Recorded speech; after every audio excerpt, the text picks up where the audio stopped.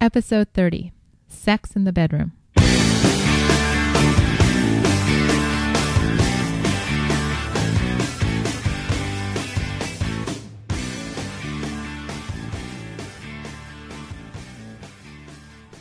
Welcome back to One Extraordinary Marriage, where we talk about life, love, and the pursuit of intimacy.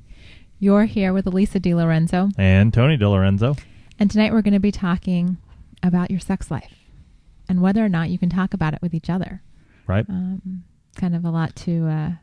There's a lot to unpack. There's a lot to unpack. So a lot to unpack. Before we get to that, we always love to get you guys caught up on what happened this week with us. Yeah. And so if you haven't listened to episode 29, Elisa and I were having a little knocking heads. We just weren't on the same page. And, we spoke, when did we record? We recorded that on Monday night.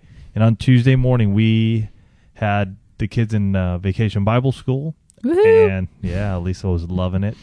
And we took an hour of time on Tuesday morning, and we really had to sit down and talk about what was bothering us, what was affecting us.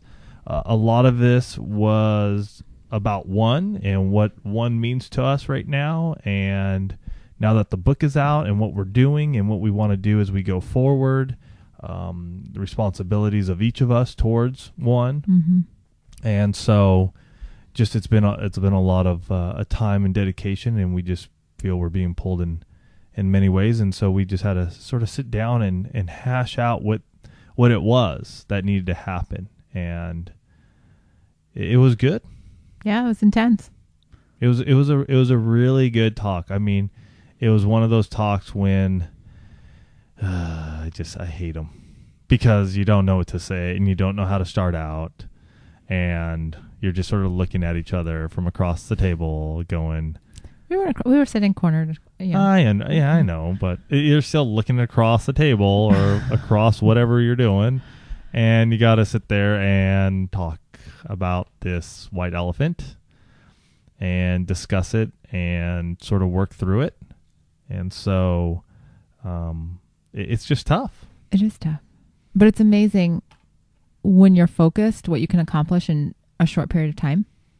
I mean, we really talked through, because we were both focused on that, because, we talked last week that we were doing the state of the marriage where, we knew the gist of what we were talking about, what the topic was going to be. And so we both came to that time together. Right. Knowing that we were going to sit there and we were going to listen to each other and we were going to be open to the conversation. And we really talked through what we needed to talk through without a lot of inflammatory statements, a lot of, high emotions, because we already knew, we came to it knowing what the topic was. So there wasn't any of this like, what do you mean high emotion? Like yelling and screaming and... Well, we don't yell and scream anyways, but there's still tension. I'm not saying there wasn't tension. I mean, you did your classic, I think I'll shut down for a little bit here. I had to process. Yes. I was processing. I stayed in the room. Well, I hope you stay in the room now. Yeah, well, a few years ago you couldn't say that. No, this is very true. But I sat through and I listened. I did get quiet, but that's also me processing and just kind of getting my thoughts together so that I'm prepared to, back up and do whatever I say. Right. Sometimes it just takes a little time to think through that stuff. Right. No. So it was good. It was good. It's something that Elisa and I encourage you guys to do when you get in these points or in these situations when you feel like there is a wall blocking you two from talking, from expressing not expressing, but you're unable to get out what you need. Mm-hmm. And you feel like maybe your spouse isn't listening to you, but you're also doing that around 2 or 3 kids and dinner and all that. We would really, really recommend that you guys put a time on the calendar and talk about what the subject is on, or the subject matters are on, before you do that, because you both want to come to it with a knowledge and understanding of what you're going to discuss. And we really believe that by doing so, you get so much more done in such a quicker amount of time. I mean, think of it this way. Do you feel like you're more prepared when your boss comes to you a week ahead of time and goes, hey, we're going to have a meeting on such and such a date about this? Or do you really appreciate it when your boss comes to you the day before and goes, oh, we have a huge meeting and this is what you need to talk about? Ah! Yeah. Same thing in our marriage.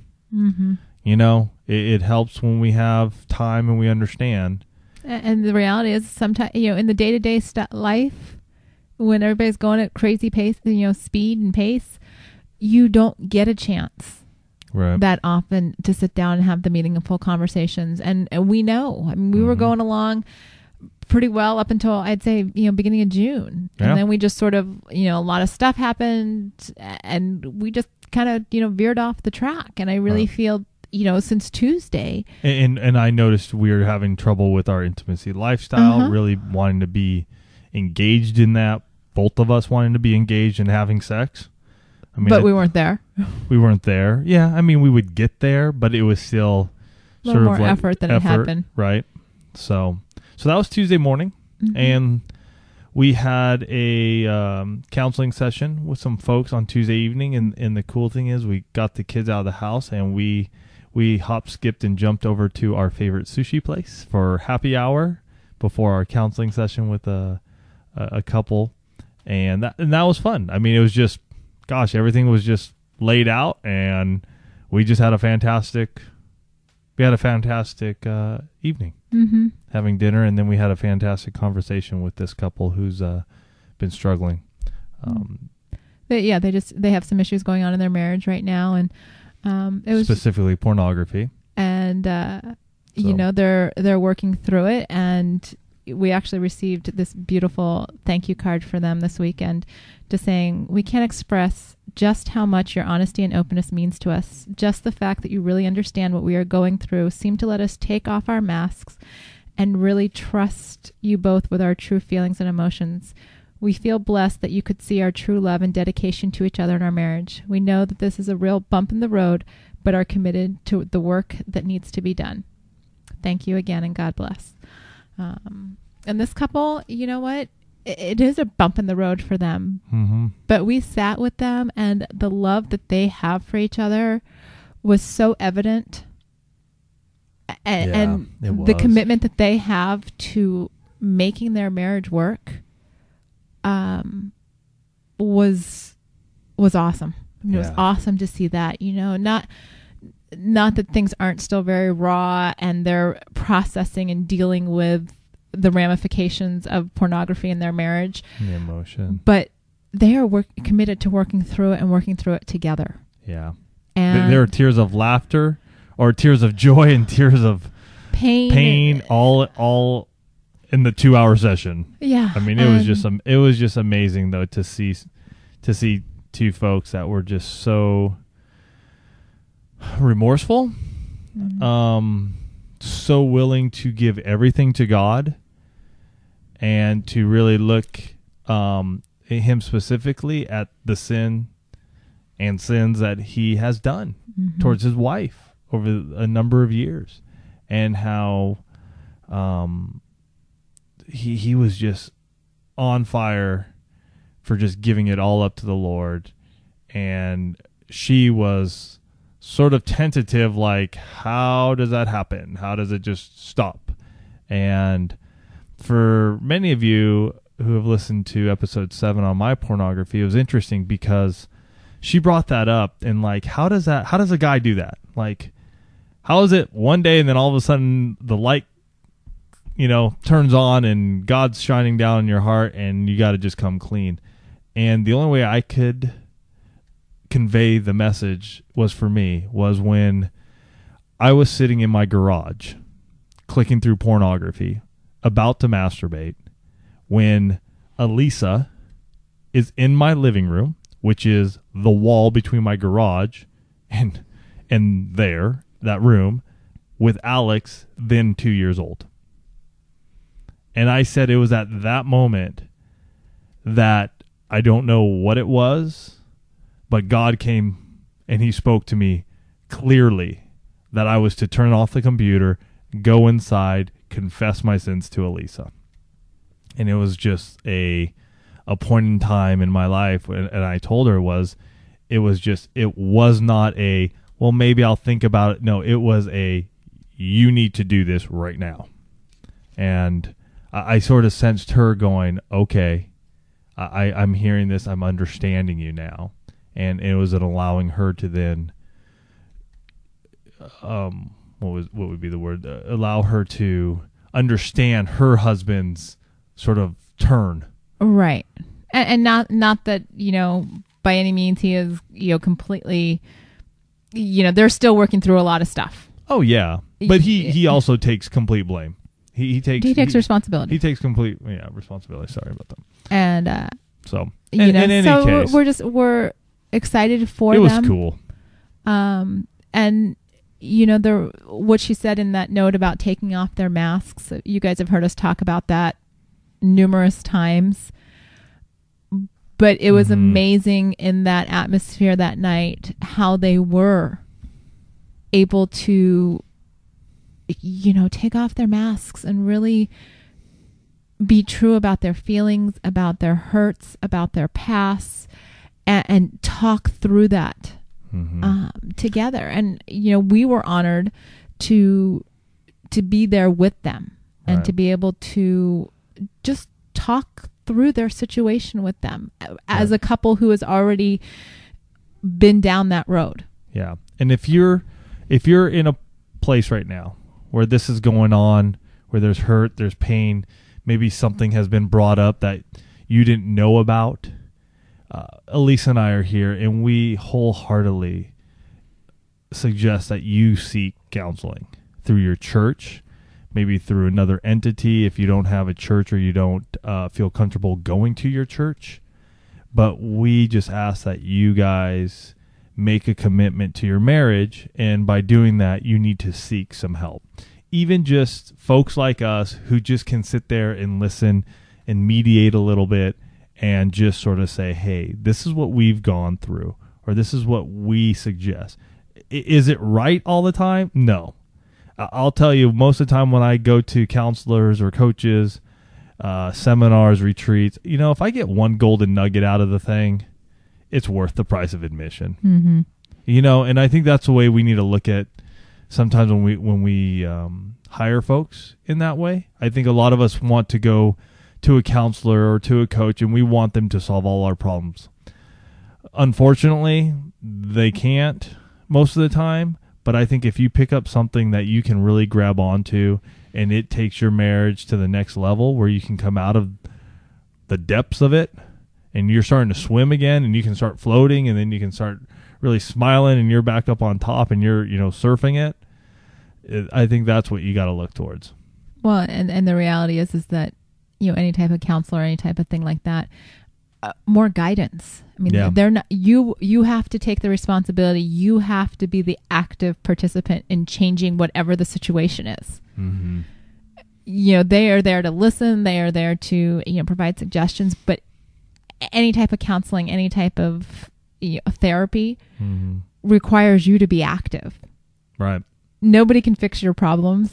Yeah. But you. And that part of that personal accountability that we talk about, and personal responsibility, and that's where all of that comes into play. Yep. So that was Tuesday. So it was a long Tuesday. Yeah, Tuesday had a lot packed into it. And then luckily our kids, our sitter, our daycare sitter, who we have used for years and years, was doing a sleepover. So we left the kids over there, and Elisa and I had the house to ourselves. Praise God. Woohoo! And so that was beautiful. That also helped us get back on track. Yeah. Yeah, it did. So what else did we do this week? Well, I want to talk about the kids going off the diving board. Oh, yeah. Our kids went off the diving board at the community pool yesterday. We all went, on Saturday, we all went to the community pool. We got passes this summer now that the kids are old enough and I don't have to panic every time they're by water. And I take the kids by myself during the week when Tony's at work. And, Alex has kind of been itching to go off the diving board. But with having Abby there by myself, I haven't felt comfortable. Besides, when we go in the afternoon, there are lots and lots of teenagers there. And I just didn't feel comfortable. Well, on Saturday during family swim, hardly any teenagers. And so Alex asked Tony, no, Dad, I want to go off the diving board. Mm-hmm. So they walk over there. Abby's whining about how life isn't fair because she's the younger sister. And I haven't said that she can go off the diving board yet because I still think she's too little. And so the next thing I know, we look over and Tony is climbing up the high dive. And so I'm like, Abby, look, there's Daddy on the high dive. And, you know, we can see Alex at the bottom of the ladder just watching Tony climb up. And Tony walks all the way out to the end of the high dive. Yep. And he looks down. And then he turns around and walks all the way back up the diving board and down the ladder. And then we see them go over to the, what do they call it? The low dive? Yeah. You got a low dive and you got a high dive. Okay, the low dive. You know, you Two diving boards. Yeah, you can tell I don't do the diving board thing.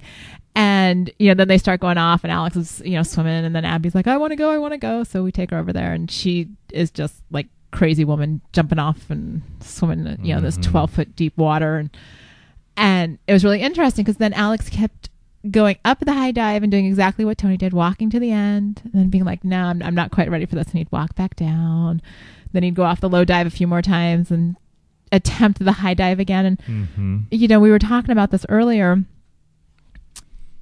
about how Tony's fear, and I'm going to call it fear because you were standing at the edge. Oh, yeah, totally. I mean, I was like, I should be able to do this. It's like, but ever since I fell off the rock when I was rock climbing years ago, I was pregnant with Alex. I took a 20-foot whipper lead climbing up off of Chimney Rock in Idaho. Lisa was pregnant with Alex. Jeez. And ever since then, gosh, that was probably about this time of year. Yeah, I think it was like it was a little bit later. I think it was like August because it was getting cool up there. So probably like early September.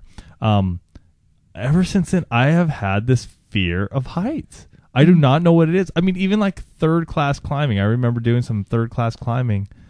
His hands are getting sweaty right now, guys, as he's talking about this. No, it's just I don't like. So I got up to the. I mean, many of you know. I mean, from the pool, you're looking up. You're like, oh, that's not that high. Come on. But you get up there, and you're on the edge of it, and the wind is sort of blowing you a little bit, and I'm standing there, and I'm going sweaty palms. No, not sweaty palms, but I was just standing there, and I'm going, oh, come on, and then I'm just thinking, I just can't do this. So I felt like a fool. The lifeguard, like those teenage lifeguards, looking at me like, "Oh, geez, come on, old dude, can you jump off can't jump off the high dive?" I felt old at that point in time in my life. It's okay. Oh well, what are you gonna do? Life goes on. So we can talk about the positive aspect of it. Yeah, we can. I mean, Alex did great. I mean, he did. He went up there a couple times, and luckily the pool wasn't too crowded, and the lifeguards were cool about it. And you know, he went up there and he gave it a go and didn't make it happen, but he just jumped back onto the low dive, and we just told him, hey, just keep on trying. When you're ready, you'll get up there. And I think it's, you know, I was telling Tony, it's kind of an interesting metaphor on life that, you know, here's this 7-year-old who really badly wants to go off the high. I mean, you can tell. Yeah. I think he probably climbed that ladder 7 times that day. Probably. And I didn't count. Well, no, but it was a lot. It seemed like every other, you know, couple of dives he was trying to get until the teenagers started coming there. And then I'm like, okay, you know what? They're going to give you a hard time if you keep blocking them. But, you know, he's not giving up. He's scared of, you know, it's a risk for him. Right. It's a big risk. And, you know, while he's not going up there on the first try and just diving right in, he's not giving up. Right. You know, he keeps trying. And I think, you know, how often would we, you know, how much more could we accomplish in life if we would kind of have that attitude of a 7-year-old who's like, okay, I'm not really sure, but I'm going to keep trying this. And I'm just going to build up my confidence little by little. And then one of these days, you know, I wouldn't guess if sometime this week he doesn't end up going off the high dive, you know, or you look at sorry, there's a bug flying on me. You look at the 4-year-old who just, you know, literally runs to the end of the diving board and it's like, wow, you know, and you know, we lose a lot of that inhibition. Yeah. As we get older. And, you know, I look at our kids sometimes going, wow, you know, I wish I had that daring. I wish I had that ability to just. You wouldn't jump off that thing. The diving board's a metaphor, honey. Oh. Sorry. Work with me here. I was trying to Um, make this a little philosophical, but okay, we'll just move to sex. Okay. You know. Did you want to read Anita's card? Yeah, actually, where did I put it? Right there. So if you haven't gotten our book, Stripped Down, 13 Keys to Unlocking Intimacy in Your Marriage, you can purchase it at our website, oneextraordinarymarriage.com. We are going to be leading a 7-week small group podcast starting in August. It'll probably be like mid-August. We're not too sure of the dates. We got to look at the dates and everything. But for each week, so there are 13 keys, and then there's a first chapter called What is Intimacy? And so we're going to cover each chapter, 2 chapters each week for 7 weeks. And what we really want to do with this is just to share Stripped Down with you guys, and to share how easy it is to facilitate a small group. Because Elisa and I have done this at our church, and the impact it had on the 5 couples who joined us was amazing. And we really hope that going through this small group podcast with us, that many of you will facilitate your own small group at your church or your own community or your neighborhood, and really reach out to couples who are in hurt, or those that are just looking to make intimacy more of a priority. Maybe they're a little stagnant. No, there's nothing wrong. There's nothing painful going on in their marriage. It's just they got 2 kids, or they got 3 kids, they got jobs, they got this, and they just need a little bit of a push. Yeah. They need a little nudge to get going. And we know many of you out there have done the 7 Days of Sex Challenge, or considering it, or did part of it, or now are doing the intimacy lifestyle. And you are a wealth of information, and you are a light in your community and in your neighborhood and in your church. And we just hope that through this small group podcast that you'll do a little bit more. So we got this card this week from Anita, who has been a fan since practically the very beginning. I think she was one of our first fans. One of our earliest fans. And by the way, we hit 600 this week. Yes, we did. Facebook Thank fans. you, guys. So thank you for sharing One Extraordinary Marriage with your friends on Facebook, and for just getting the word out about what we're doing. We appreciate that. So this was just a sweet little card from Anita, and said, "It is so exciting to finally see Stripped Down in print. I'm so proud of you two for realizing your dream and vision to help other couples. Stripped Down will be a wonderful summer read, and I look forward to reading it in its entirety in the book form. Thank you, Anita and Brian."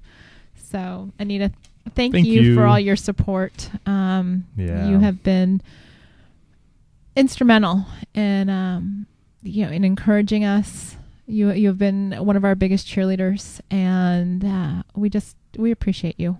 Totally. And, totally if you guys have things that you want to share with us, if you want to, give us a call anytime, 858-876-5663.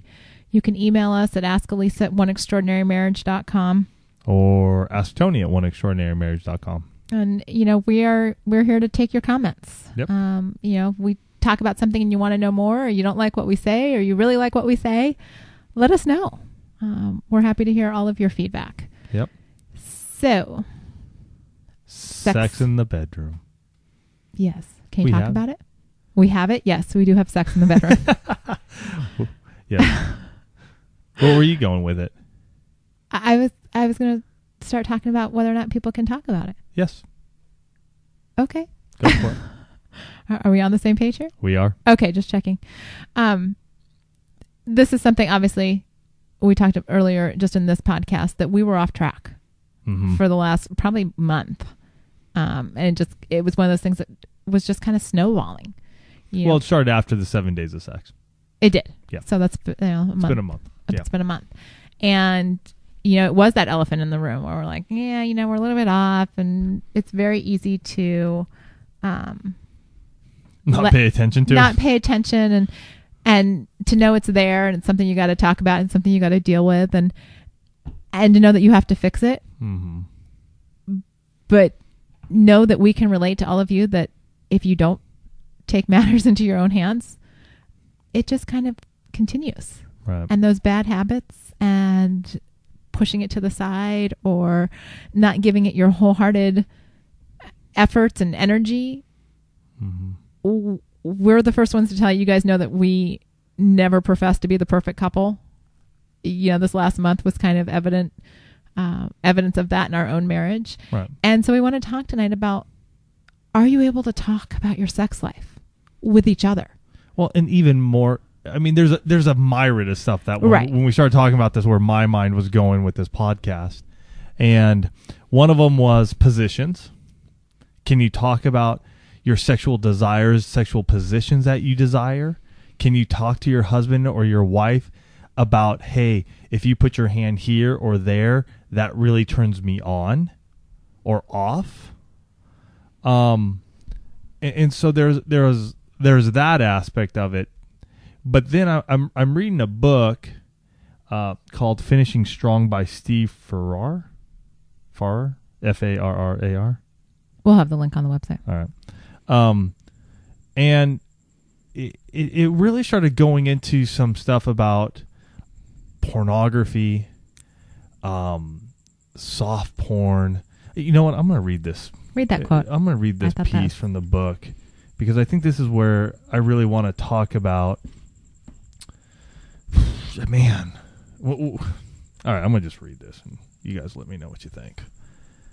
Let me ask you a question. Now, this is from his book, again, Finishing Strong. Let me ask you a question.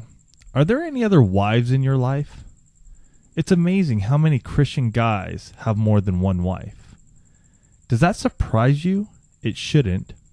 Unfortunately, it happens all the time. And I think here you can put husband or wife, because as we have come to learn, there are many women, about 20+% women, who are also viewing pornography. Okay. It's not uncommon to meet a Christian man who is a polygamist. His first wife is Sarah. His second is pornography. His third is soft porn movies when he's traveling. And his fourth is calling sexually explicit 900 numbers. We don't think of those activities as other wives, but that's what they are. Kings would collect wives like toys, and it's still happening thousands of years later. And that really hit me, because when I was in the dumps and not having an awesome sexual, intimate relationship with Elisa, I had many wives. I didn't think of them as wives. I just thought of it as pornography, or the long glance at a good-looking woman who was walking down the street. So there's all this stuff that comes up that now, looking back, I realize was truly affecting the intimacy Elisa and I had in our bedroom, which made it very, very tough for us to talk in our bedroom. Mm-hmm. So, that's sort of like the sex in the bedroom. Gosh, there's a lot going on in my head. I'm trying to make it all flow, and I can't, because that's one part of it. But the other part of it is, okay, we want to have, we have desires to be sexually intimate with our spouse. We have desires to do different positions, and not just the missionary position, folks. I mean, we all know how to do that position. It gets old. It gets boring. It gets plain just boring. Do you agree sometimes with that? I do, but I would make the caveat that that's in our marriage. Okay. I mean, before I've heard from other guys, though, it's sort of like it's the same thing, same place. And so because they can't speak up, or they feel funky about speaking up about different positions in the bedroom, they go other places. Okay. I mean, you can speak from the guy perspective. Okay. Do your female friends talk about positions? Not really. It's all good? No, I'm not saying it's all good. Okay. I think men and women talk about sex differently. Understand? I don't know. I don't sit around talking about would a woman would a woman just sit there and go, it was the same thing again and again, I just lay there and it's not fun? Or I won't say it's not okay. I think that happens a lot. Okay. I think part of this conversation tonight is saying, you know what? You need to be discussing your sex life with your spouse. Well, and that's sort of the part where it's sort of like, okay, the guy is going other places because there's not an open communication in the bedroom Right. where desires can be talked about. And I'm sorry to say, but if you can't talk about blowjobs and going down on your spouse, you need to start thinking about that, because that is what God has made for us to have in the bedroom. I mean, God wants us to be sexually active together. But if we're not talking about those desires, why are you laughing and smiling? Because I don't know. Okay. Because if God wants us to have a good time in the bedroom, having sex in the bedroom, you think we got to discuss this. Agreed. Because if not, then I think that's where a lot of people are failing, and they're not, I don't want to say failing, but they're stumbling, and they're going to other avenues. Because they can't discuss it with their spouse. Because they can't discuss it with their spouse. And so, if we believe that we have everything we need as followers of Christ, right? We are filled with the Holy Spirit, and God has created sex, then we should be able to talk about sex with our spouse. Yes. I mean, there's a whole book in the Bible on it. Well, yeah, I know there's a whole book. And even in Genesis, right here, Genesis 2:25. Now, although Adam and his wife were both naked, neither of them felt any shame. Now, that's in chapter 2. We know a couple chapters later, they eat the apple, and what do?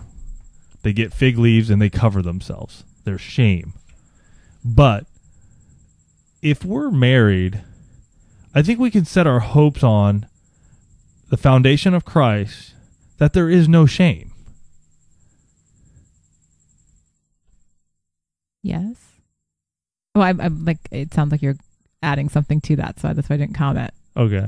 I'm just a lot of this just comes to the point of, well, some people aren't comfortable with themselves, and I'm not saying I'm not saying that's right or wrong, but that's where a lot of this lack of communication comes from, because people have trouble discussing things that they're not comfortable with. And I agree that this should be the relationship. That's why we're talking about it. Right. I'm just saying this should be the fundamental relationship that allows for this to be a safe conversation. Right. It should be. But that's not always the case. Because you and I both know that there are husbands and wives out there that judge each other, be it on their physical appearance, be it, and there are men and women judging themselves. And say, so there's the physical thing that's going on. There are couples that are in relationships that are not healthy. And so there is negative emotions and language bantered about. We can't cover the whole gamut here, babe. No, but I'm just saying. I understand that. Okay. But I'm saying I can't cover the whole gamut. Right. But people that aren't comfortable with themselves are going to have trouble discussing sex. Because if you're not comfortable with who you are, being intimate with another person is a really difficult thing, and even in a married situation. I understand that. Okay. But if you don't work towards getting over that, you're never going to get over it either. True. So you got to get out of your own way and figure out how to start talking about it, because as the book talked about in Finishing Strong, guys can have numerous wives. Mm-hmm. And I feel a big part of that is because the desires or the discussion isn't even being had. So it's easier to go somewhere else, to get something else done, to satisfy themselves, than to be willing to talk to their spouse about it. So what's your solution? Well, I don't know. You've identified the problem.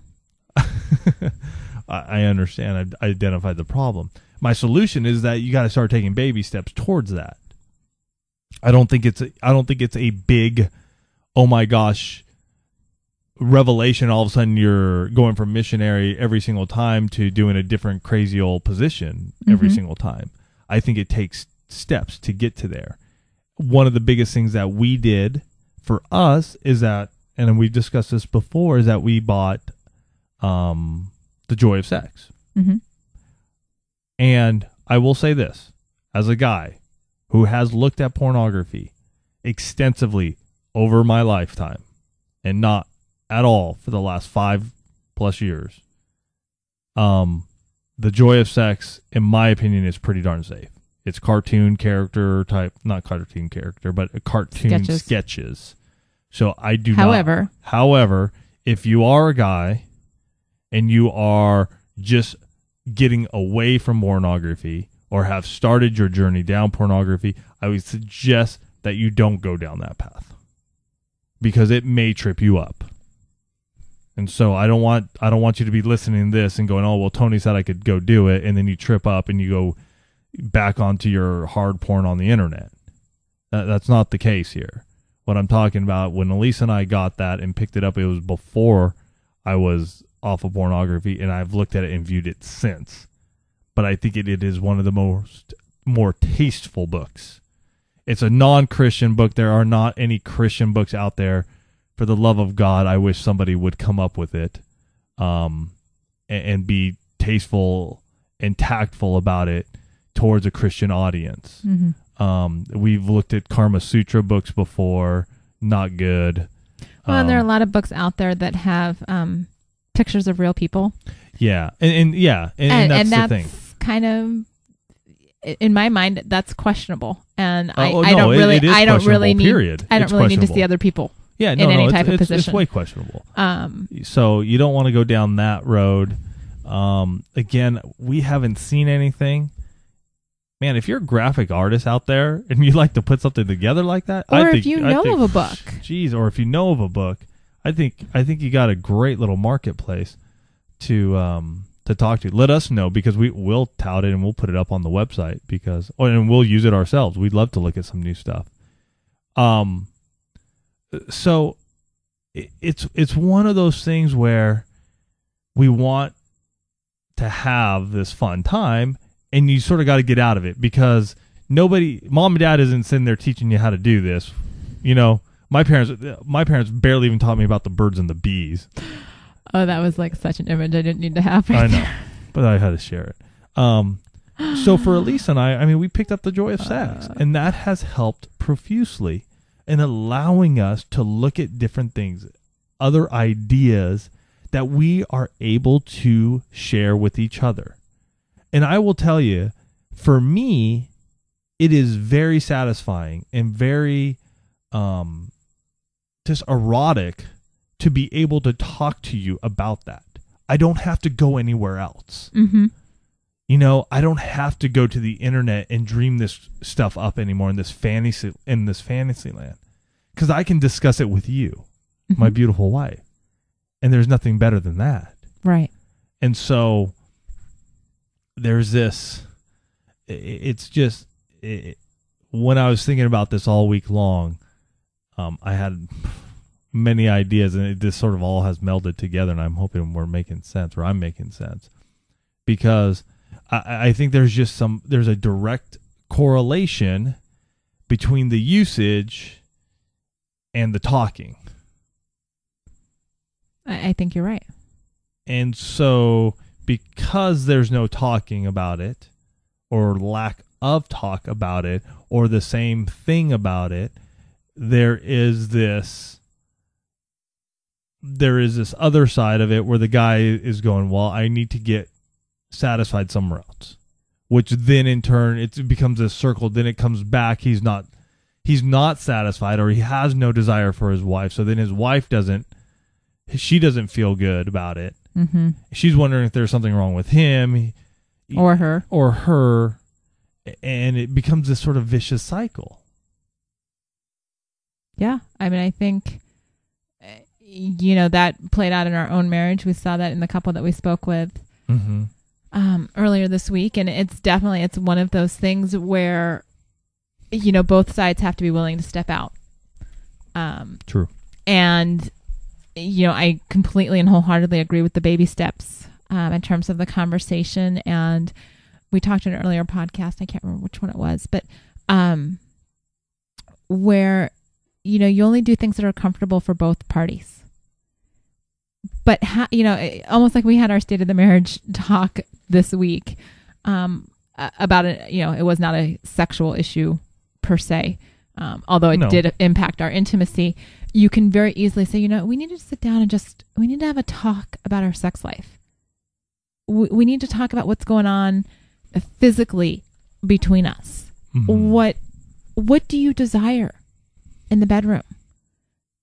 On both sides. This is not just a husband saying, this is what I want, or a wife saying, this is what I want.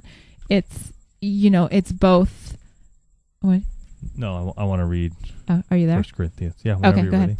ahead. You know, it's saying, what makes you feel good? Mhm. And maybe it's a conversation at the dining room table like we had the other night. So you're not sort of in this place that maybe feels like it has too much pressure, or, you know, there's this expectation. You know, have a coffee talk Yeah. over your sex life and just say, you know, what's going on here? I would like more, or I would like different, or keep the conversation safe for the two of you.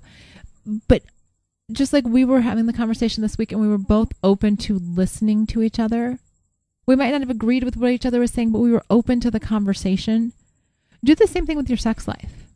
In all honesty, your girlfriends or your best buds should not know more about your sex life than your spouse does. Yeah, they shouldn't know anything about it. You know, I mean, that's, not they shouldn't know anything about it. I mean, but- you can tell them if it's wonderful, but Yeah. you know, getting into the nitty gritty with your friends. Can I read this? Sure. All right. So in 1 Corinthians chapter 7, 3 through 6, if you have your Bible, pick it up and read this with your spouse. The husband should not deprive his wife of sexual intimacy, which is her right as a married woman, nor should the wife deprive her husband. The wife gives authority over her body to her husband, and the husband also gives authority over his body to his wife. So do not deprive each other of sexual relations. The only exception to this rule would be the agreement of both husband and wife to refrain from sexual intimacy for a limited time, so they can give themselves more completely to prayer. Afterward, they should come together again so that Satan won't be able to tempt them because of their lack of self-control. So that, to me, we both have authority over our own bodies. We give them to each other to have sexual intimacy with one another. If there is a period in time when we do not feel that we are there, we go into prayer, but we come back together, because the last line is we have sexual intimacy together so Satan does not get a foothold. And Satan, in this respect, in my mind, is the other wives. It's the pornography, it's the strip club, it's the soft porn, it's the massage parlors, it's the long looks. It's all that stuff that Satan gets his hands in. Mm-hmm. And the crazy thing is like I was saying before, the numbers for guys is about 50%. There's about 50%. So when you walk into church and you're looking around, 1 and 2. Just what it is. On the female side, it's about 20%, and that number is growing steadily. So if there is a problem, if you have a problem, it is time to start realizing that it's time for you to seek help. Time for you to speak up to your wife, because what we desire for you guys is that you have amazing sex. It is what God wants us to have. Mm-hmm. He does. I mean, he wants it. And Elisa and I are a testament to that. I mean, the first 11 years of our marriage, honestly, I can count on one hand the number of times that I said, wow, that was good sex. No kidding. How about you? Probably. It just sounds very pathetic when you say that. I mean, it was, but still. Oh, yeah. I mean, now, since we did the 60 Days of Sex Challenge, now, I mean, heck, I can go look over the past month. Over this past week, I can count 2 times. Well, that's good because we only had sex 2 times. Well, I know, but that's 2 out of 2. Yeah, now I think So I think what- we've reversed that you can count on, one hand the number of times that it hasn't been good. So, I mean, it's to the point of just like, holy cow. I mean, it's like, wow, this is what God has intended for us to have. right. And it's a point of being just so excited and joyful that we have come this far. Mm-hmm. And to give it up to God and go, thank you for taking us out of this hole and showing us what true sexual intimacy is about. Right. And so a lot of that has come with realizing that I needed different positions, Elisa's ability and willingness to try different stuff, for us talking, for me realizing the detriment that pornography was in my life to my soul. That was a huge part of it. And so I think it's all one, it's a lot. Mm. And I'm sorry if I'm all over the place tonight, but it's just, it's all a big jumble, but it all sort of comes together now that I look more into this and I realize more of it. Yeah, I mean, it's, what are you willing to do for your sex life?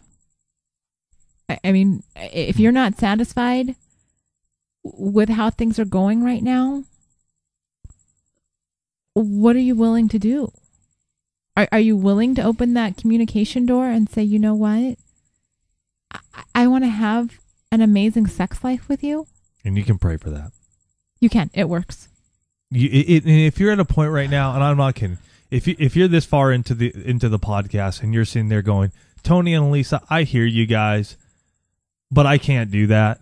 It's not going to happen in It's my not going to marriage. happen in my marriage. There's too many issues. There's this, there's that. You're coming up with the excuses. I'm going to ask you, man, or gal, wherever you are, just stop. Put this on pause and pray to God. Get on your knees and pray. Mm-hmm. Tell God where you are right now. I'm certain, and I know He will hear your prayer. And by opening up, and if you need to say, if you're by yourself, I'm going to even ask you to say it verbally, vocally, open your mouth and speak the words. Because when you speak the words to God, you are opening them up, you are shining a light down upon you. No more can Satan get his foothold into your life and stop you from desiring the sexual intimacy you want. Audibly speak it and just tell God where you're at and what you desire. Because it's through Him that we, Elisa and I, are here today. It's not on our own. If it was on our own, we'd probably be divorced right now. That's it. Or we'd have one heck of a crappy marriage. And that's no lie. I mean, I'm not saying we're perfect, but I truly believe that God has put His hand upon us because we were willing to open our mouths and just go, do something, God, because we are sinners, we are a mess, and we cannot do it alone. You guys know I'm passionate about this. You know I'm passionate, one, that I don't want you viewing pornography and crap. And two, you know I'm passionate about having good sex. And you gotta get rid really? you gotta get rid of the first to have the second. Because your spouse, either one, if either of you are doing it, or you're having sexual desires for another man or another woman, your spouse catches you. They know it. You're cheating on them. And so you need to figure out what's important in your life. And I really hope so when you pray this prayer that it is that you need to focus on your spouse and you need to focus on you getting rid of whatever crap you have, so you can have the sex in the bedroom you so desire. Mm-hmm. So you can talk freely about it. Now, if you don't have any of the issues and there's just a wall, pray that you can start talking openly to your spouse about what you do desire, and that your spouse will receive it in a way that will be gratifying to both of you.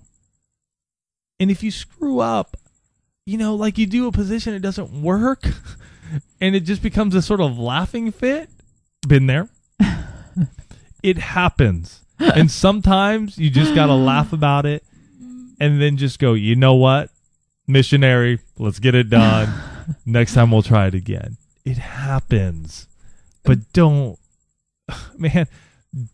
take yourself so seriously. Right. Yeah, I'm thinking, we've had lots of laughable moments over the last couple of years, and the fact that the communication is there, and we can talk our way through and laugh our way through, depending on the circumstances, is a testament to where we are and where we've been. Yes, and we've also done stuff where you don't feel comfortable with it, and you've told me audibly, Tony, that doesn't feel right. Right. Or you've pushed my hand away, or whatever it may be. It's just, it doesn't feel right. We have also, though, after that point, I've asked and I said, what was up? You've liked that before. And it's more of a, just right now, I wasn't into it. Whatever that. And on both sides, give yourselves permission to do that, to say that. Mm-hmm. Because it's not a rejection. No, it's just, if it's not right now, or if it's not ever, like that's never going to be something I think I'm going to be comfortable with, then say so. Right. And if you're the one hearing that, give that the respect it deserves. Mm-hmm. If your spouse is able to say, you know what, I really don't think I'm ever going to be comfortable with that idea. Okay, that's fine. They are able to communicate that to you, and that's huge. Mm-hmm. And if they say not right now, don't badger them over the head with it every time you try and have sex. Give it some time and then say, you know what, I was thinking about this. Would you be willing? And if the answer is still no, that's okay. They're not saying they don't want to be intimate with you. They're just saying that idea is not working for them. Right. And those are two totally different concepts. Right. And as you talk through these things, you're going to find desires, and you're going to find, well, maybe we can try this. Those are going to be things that come up in conversation, or I've always thought about this, or, I'd love to make love to you in the candlelight. Yeah. Or I love it when you wear lingerie to bed. Yeah. Sometimes really it's the little things. Or guys, it might mean just manscaping yourself. That's true too. I mean, yeah. It's not, you know what? We talk about this, and we got to wrap this up here soon because we know you guys don't have all day to listen to us. But I could talk about this forever. Thanks for the roll of the eyes, babe. Well, they don't want to listen to you forever. I know. Our wives are also visual beings, and they desire us to look good too. So, you know what? It might mean manscaping it up a little bit. It might mean dressing it up a little bit. It might mean getting fit a little bit. Okay. Do you want to define Manscaped for people that are listening and have no idea what that is? Just a little trim down below. Oh, well, some people, I know what it is, but some people listening might not. It's like when we mentioned podcasts to some people, and they look at us like we've got three heads. Like, I don't know what that is. I just feel like we should, not everybody knows what manscaping is. Scaping your private area. Okay. That's all. Well, again, I know what it is. Okay. This is for the benefit of our listeners that don't. Okay. So I'm just saying, everybody always loves to say, oh, guys are visual and this and that, so their wives have to do everything. Well, you know what? Your wife is visual too. Last time I checked, she had 2 eyes. God gave them to her, and she can look too. So let's man up here, guys. I appreciate that, call out to all the men out there to. I'm just fired up tonight. Fired up. But from a visual standpoint, I will say, okay, this is kind of a funny thing. So you're hanging on the monkey bars tonight at the park. We took the kids to the park. Yes. And Tony's trying to show the kids how to do this one thing. Anyway, so he's hanging there, and his arms, no joke, they were like all muscular. I mean, Did it turn you on? It was, it was very visually appealing. All right. I mean, it wasn't that it turned me like Then I wasn't. we better end this podcast so we can go have our talk. Really? We need to talk tonight? We can chit chat. Oh, okay. I feel like we've kind of talked it out. We have talked it out. Okay. So I hope you guys like this podcast. Episode 30, another milestone for us. We've done 30 of these things. Wow. Episode 30 and 600 fans all in the same week. Yeah. So it's pretty awesome. And it's all because of you guys. It is.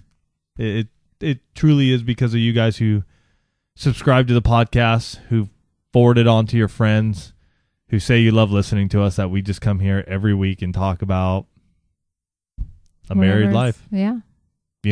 And over the 30 episodes, I would have to say personally for myself, and I'm just sharing this with you guys, is that I've let down a little bit more, and you're going to probably hear a little bit more from the heart, because I think sometimes in the past I was a little more tense and not sure where to talk. But, right now I know one thing, and that's God's telling us and telling me in particular that marriages are here and we're here to fight for them. Mm-hmm. And you know what? If it wasn't for him, ours wouldn't be here. So we're going to glorify him as much as we can. And I hope, and my prayer for all of you who are listening today and who have gone to your knees and have audibly spoken that you desire something different in your bedroom, sexual intimacy in your bedroom, is that it happens. And that you can speak from the rooftop and you can shout to all your friends and to all your neighbors and let them know that God has made a difference in your life and in your marriage. And that is not something to be ashamed of, but something that we can rejoice in every day, because that is what God desires. Sex in the bedroom. We love you guys. Pick up our book. Strip Down. Donate. We love it. And have a fantastic week. Love you guys.